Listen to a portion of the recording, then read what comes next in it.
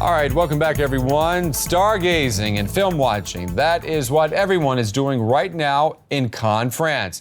One of the world's most important film festivals culminates this weekend in the announcement of the top prize, the Palme d'Or.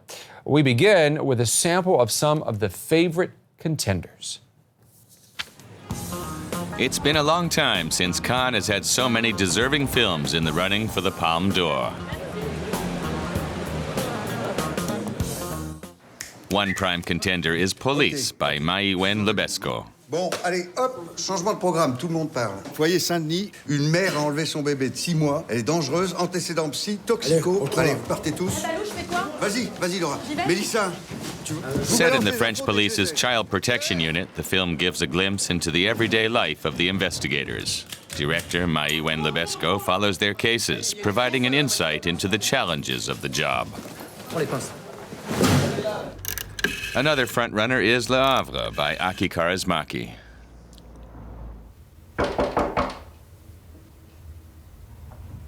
Et attends la chambre à coucher. His aim is to help the child travel to England. The serious refugee theme is delivered with Kaurismäki's trademark wit, concluding with a fairy tale ending. Son frère. Vous êtes là pour vous moquer de moi?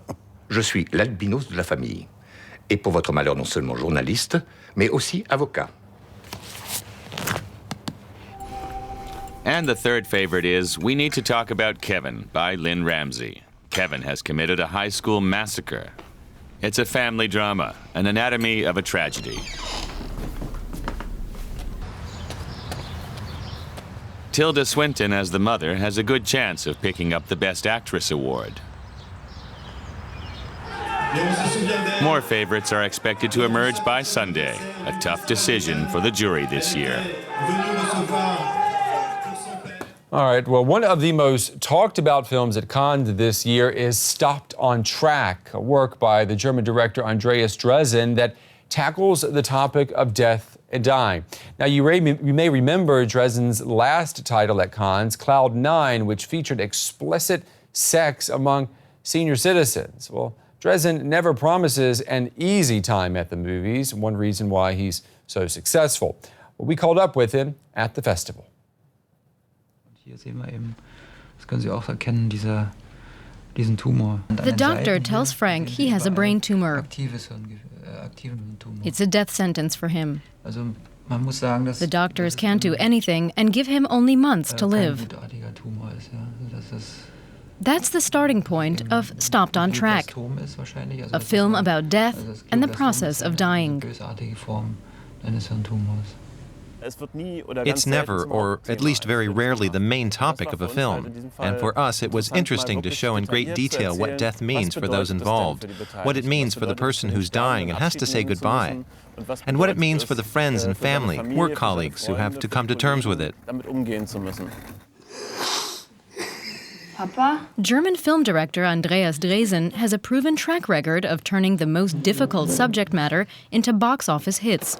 In his latest work, he's created a believable and touching film without over-dramatizing.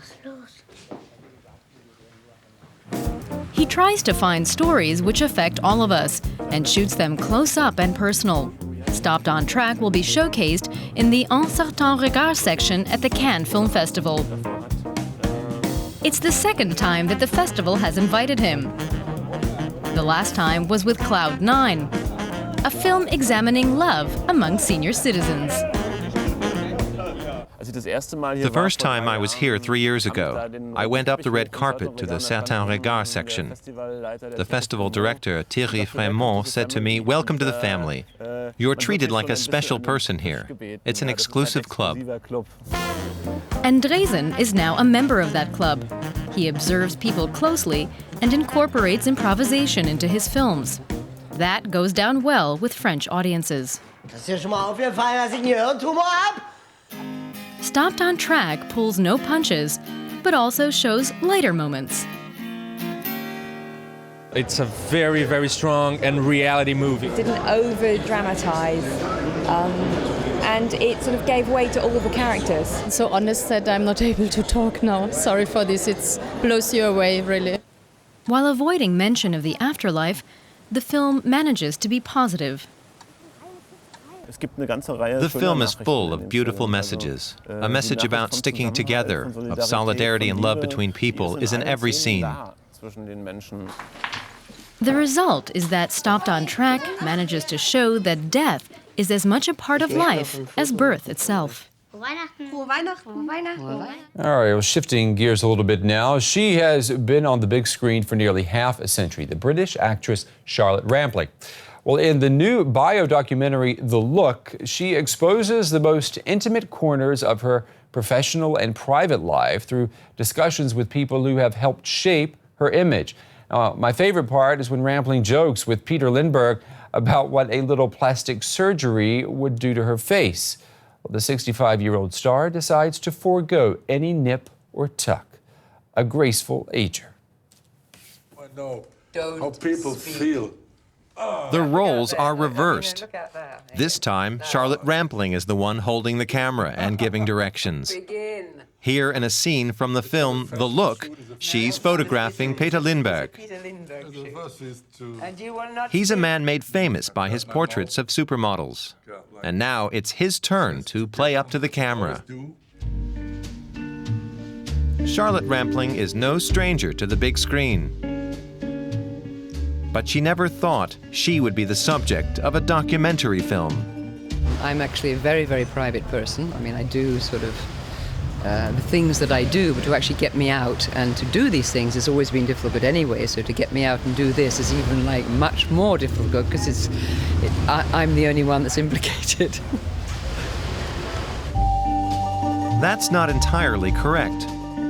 The film came about thanks to director Angelina Macarone. She introduced Rampling to a group of her friends, among them New York author Paul Auster. After that, she agreed to go ahead with the film, but under one condition. I had the possibility, if I couldn't accept it, and I didn't see myself in it, and I didn't think that it was representative of actually how I am, then I could burn it. Final cut! In Cannes, with the director of the Berlin International Film Festival, Dieter Koslik. The two are good friends. 5 years ago, Rampling headed the jury at the Berlinale. She's played a wide variety of roles, from moody and romantic in Stardust Memories to seductive in the controversial film The Night Porter. For her, acting isn't just a job, it's a way of expressing herself. We still have a little bit of theatricality somewhere. We sort of, the way we are with people, the way we speak to people, the way we want to, the way we respond, there's always a little bit of that. And some people do it better than others. Is The Look only? The Look is a unique opportunity to get to know the private side of Charlotte Rampling. So he makes you into your thing, but you are... Well, still a beautiful lady. Well, a record this year at Cannes. The film festival features 4 female directors in contention for the coveted Palme d'Or. The festival was criticized last year when all entries submitted came from male directors. So we'll find out who wins on Sunday. That has been our in-depth report on the Cannes Film Festival. For all of us here in Berlin, I'm Brent Goff. As always, thanks for watching.